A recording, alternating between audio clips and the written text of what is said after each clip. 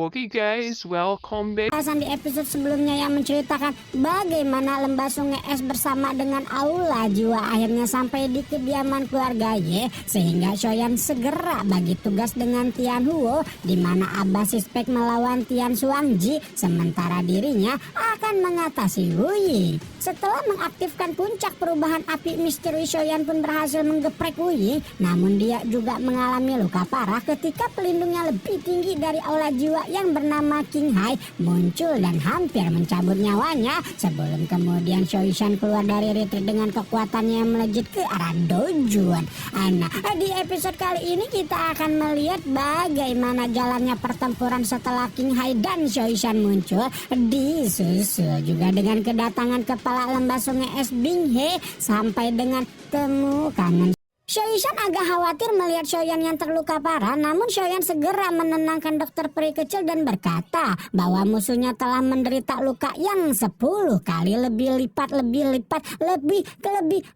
parah 10 kali lipat. Astagfirullahaladzim. Melihat Shoishan tampak berusaha ikut campur dalam pertempuran, King Hai pun mengingatkan si gadis racun agar tidak menyinggung kekuatan yang tidak dapat dia singgung.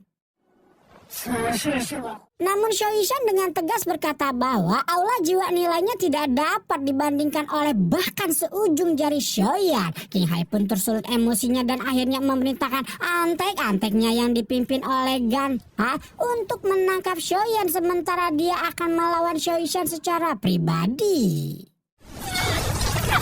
Namun baru saja terbang mendekat beberapa puluh meter dari pilar racun yang melindungi Shoyan, tubuh beberapa kerucil dojong yang dibawa oleh King Hai meledak menjadi kabut beracun dalam satu kedipan. Setelah menghukum para kerucil yang dengan tidak tahu dirinya mengincar Shoyan, dokter peri kecil pun tidak mau menunggu lama untuk memulai pertempurannya melawan King Hai dan berharap bisa mengambil pelajaran dari kekuatan yang tidak bisa dia singgung ini.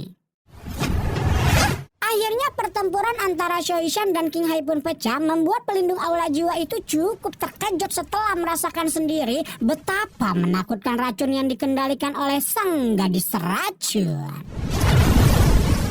Setelah Shoishan datang, Tian Huo pun meninggalkan pertarungannya dengan Tian Xuangji untuk sementara waktu dan terbang mendekat ke pilar racun ketika berkata pada Shoishan bahwa hal terpenting yang harus mereka lakukan sekarang adalah membawa Shoyan yang terluka pergi dari medan laga ini.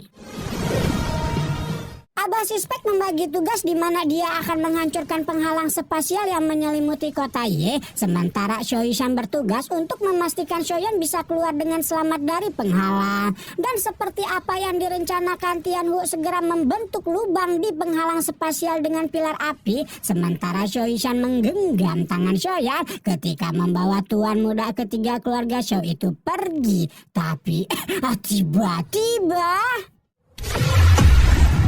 tiba-tiba saja sebuah retakan spasial muncul di luar lubang yang dibentuk oleh Tian Huo, sebelum kemudian mengungkapkan sosok laki-laki muda berambut putih salju dengan aura luar biasa, di mana sosok yang keluar dari lubang spasial itu tidak lain dan tidak bukan adalah kepala lembah sungai es Bing He. Ye Zhong dan keluarga Ye menunjukkan keterkejutan ketika melihat Bing He benar-benar turun secara pribadi untuk membuat perhitungan kepada Shoyan dan Shoishan. Sementara itu King Hai tampak senang ketika melihat bala bantuan muncul dan sekali lagi meminta kepala lembah sungai es itu untuk berbaik hati menyerahkan Shoyan kepada Aula Jiwa setelah pemuda itu tertangkap nanti. Ekspresi Shoyan muram ketika menangkap bahwa kekuatan Bing He tidaklah kalah dengan Tan Jian, di mana kekuatan semacam itu tidak akan bisa digoyahkan meskipun mereka bertiga bekerja sama. Kelompok 3 orang beda generasi itu kemudian terlibat diskusi sengit karena masing-masing ingin mengorbankan diri agar rekan mereka mengambil kesempatan untuk lari. Berhubung tidak ada satupun orang yang mau kabur sendirian, akhirnya Shoyan pun memutuskan kalau mereka akan melewati pertempuran ini bersama-sama, membuat Bing He menawarkan Shoishan untuk udah mending ikut sama Om aja, dan mendorong si gadis racun untuk melemparkan jarum racunnya ke arah Bing He. Tapi ternyata jarum beracun itu sama sekali tidak menimbulkan kerugian bagi Bing He, malah terserap ke dalam tubuh sang kepala lembah sungai es. Sampai kemudian kelompok Shoyan paham bahwa salah satu faksi terbesar di dataran tengah itu telah mengembangkan semacam tubuh beracun buatan. Karena tubuh beracunnya adalah sesuatu yang dibuat oleh manusia, Bing He merasakan masih ada kecacatan di dalam tubuh beracun yang dia miliki, dan karena itulah si kepala lembah sungai es terobsesi untuk mendapatkan tubuh beracun yang asli seperti milik Shoishan.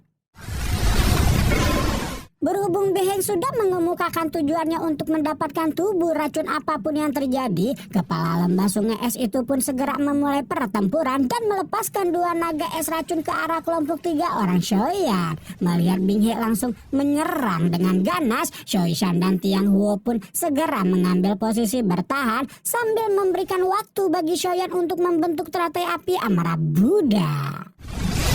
Namun benar apa yang dikatakan oleh Shoyan, kekuatan mereka bertiga masih belum cukup untuk melawan Bing He, dan kepala lembah sungai es itu masih bisa meloloskan naga es racunnya ke arah Shoyan untuk menghabisi pemuda itu. Baik Shoishan maupun Tian Wu hanya bisa meraung tanpa daya ketika Shoyan berada dalam bahaya penindasan kekuatan Dojun, dan mereka tidak bisa berbuat apa-apa karena juga sedang ditahan oleh 2 naga racun es selain milik Bing He. Sementara itu Shoyan mengatupkan giginya rapat-rapat ketika melihat naga es racun Bing He yang menyerbu ke arahnya dan memfokuskan pikirannya pada teratai api amarah Buddha setengah jadi yang ada di dalamnya dan berniat untuk melepaskan teratai indah dengan kekuatan penghancur luar biasa itu untuk membawa Bing He dan naga-naga esnya pergi ke alam lain bersamanya. Tapi ternyata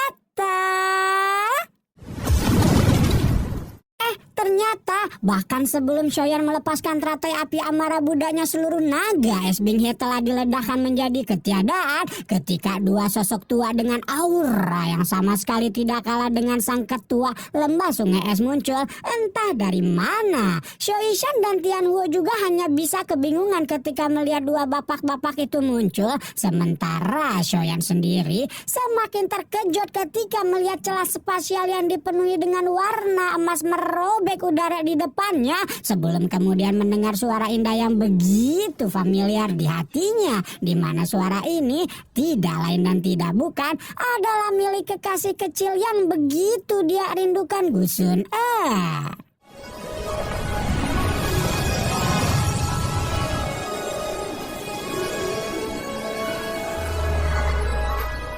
Shoyan hanya bisa menatap penuh kebagongan ketika melihat gadis secantik rembulan yang semakin dan semakin mempesona di hadapannya. Sementara Sun Er yang awalnya menunjukkan kegembiraan karena akhirnya bertemu Akang setelah bertahun-tahun berubah menjadi suram ketika melihat kondisi Shoyan yang penuh luka dan meminta tuan muda ketiga keluarga Shou itu untuk menyerahkan masalah ini kepadanya.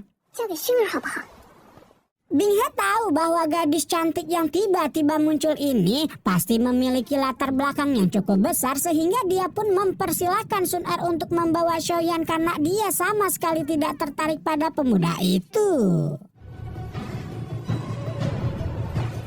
King Hai auto ngomel-ngomel ketika Bing He lepas tangan begitu saja, padahal sebelumnya mereka sudah sepakat akan saling membantu untuk menangkap baik Shoyan maupun Shoishan. Namun perdebatan Bing He dan King Hai itu segera berhenti ketika Sun Er berkata tidak ada satupun di antara lembah sungai es dan aula jiwa yang bisa membawa orang pergi, dan membuat pelindung aula jiwa itu langsung bersikap sombong ketika menyarankan Sun Er untuk tidak berusaha menyinggung kekuatan besar yang ada di belakangnya. 2 tetua klan Gu yang kita sebut aja Upin Ipin auto ngamuk mendengar pernyataan tidak sopan King Hai, dan tanpa menunggu banyak waktu keduanya langsung bagi tugas sebelum menyerbu lawan-lawannya. Upin melesat ke arah Tian Xuangji dan King Hai, di mana kekuatan tetua klan Gu itu benar-benar mampu mengatasi 2 dojun sekaligus. Garis spasial yang tajam beberapa kali muncul di langit ketika Upin menggeprek 2 lawannya, sementara Bing He juga tidak bisa berbuat apa-apa karena kepala lembah sungai es itu sudah diblokir oleh Ipin yang kekuatannya jelas tidak bisa diremehkan. Tanpa menunggu banyak waktu, Bing He meledakkan doki di tubuhnya sebelum membentuk beberapa bilah tombak beracun yang ditembakkan ke arah Ipin dengan kejam. Namun tanpa bergeming sama sekali, Ipin hanya mengepalkan tangannya dan membentuk perisai tak kasat mata yang berhasil memblokir seluruh tombak racun Bing He. Sementara Bing He menjalani pertarungan yang sengit melawan Gipin, King Hai sudah dihempaskan hingga menabrak tebing oleh Gupin sehingga tidak memiliki kesempatan sama sekali untuk menangkap Shoyan. Karena itulah King Hao sekali lagi memerintahkan Ganha untuk menangkap Shoyan sebelum diomelin sama Gupin karena berani-beraninya meleng pas lagi baku hantam. Sementara King Hai dan Tiang Suangji kembali diburu oleh Gupin, Ganha menerima instruksi dan segera mengerahkan kelompoknya untuk mengelilingi Shoyan dari segala penjuru. Melihat kelompok Ganha mendekat, Shoyan sudah siap menyalakan api surgawi di tangannya. Namun belum sampai tuan muda ketiga keluarga Shou itu bertindak, Sun Er sudah menahan tangannya dan meminta Akang untuk membiarkannya melawan antek-antek Dajjal ini. Shoyan mengangguk ketika sama sekali tidak berusaha menghalangi Sun Er dan membuat tuan putri klan Gu itu segera melangkah maju sebelum menyalakan sebuah api emas di telapak tangannya yang membuat Oyen auto terbagong-bagong karena dia yakin bahwa api emas itu tidak salah lagi adalah sebuah api surgawi.